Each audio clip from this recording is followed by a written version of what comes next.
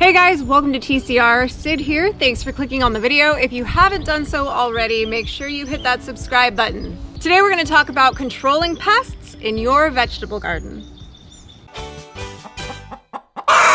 So the first thing we need to figure out is, what are the pests that we're trying to control? For us, it's birds, rabbits, gophers, moles, sometimes cats, and maybe deer where you are. There's also a lot of smaller pests that need to be controlled. Things like aphids, caterpillars, grasshoppers, and leaf miners, to name a few. So for us, one of the things that we have to deal with today is birds that attack a lot of our plants. One of the issues we've had with growing corn is keeping the birds at bay. Mike, when he first plants his corn, for example, he'll put layers of cardboard over it until it starts to germinate and pop through. Well, now we're at the point where it's time to pull that cardboard off, but we are concerned that the plants are still young and the birds could still get to them. So we're gonna come up with a little bit of a solution involving some reused and repurposed aviary netting.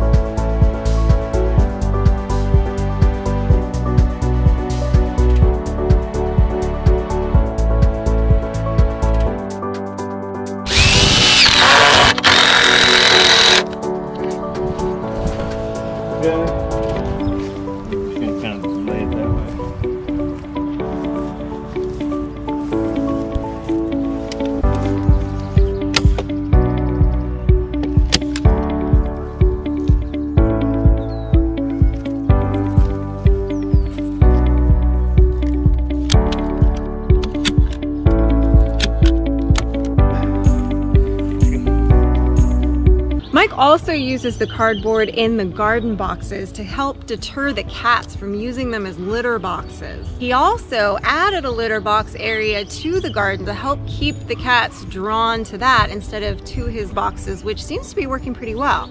Another trick that will keep some small little animals at bay is sprinkling some red pepper flakes around your garden box areas. We've had quite an issue this season in our onion patch with gophers and moles, and we have tried several different deterrents and traps to keep them out of there. The thing that we found works the best is the gopher hawk.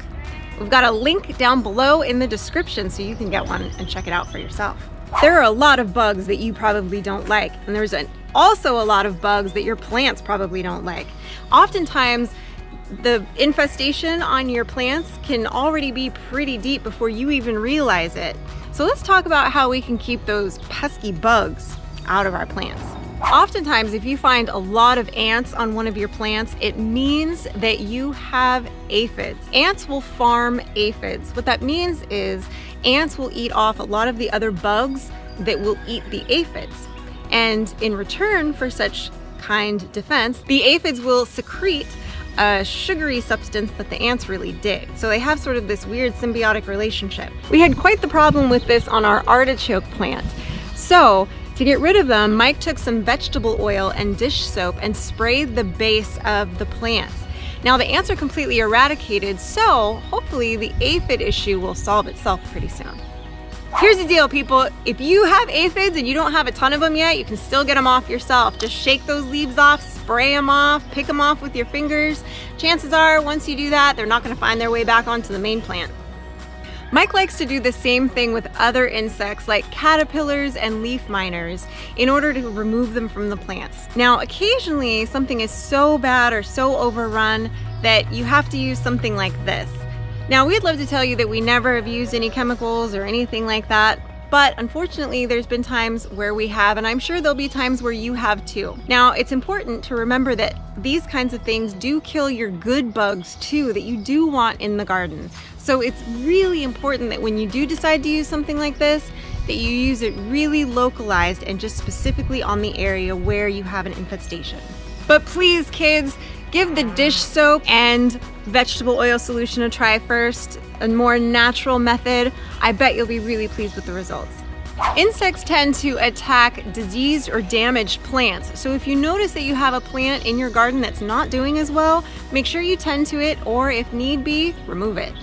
So we've noticed that we have a little bit of an infestation on a really healthy tree collard. So what we're gonna do is trim some of those leaves where the aphids have attached themselves and give them right over to the birds.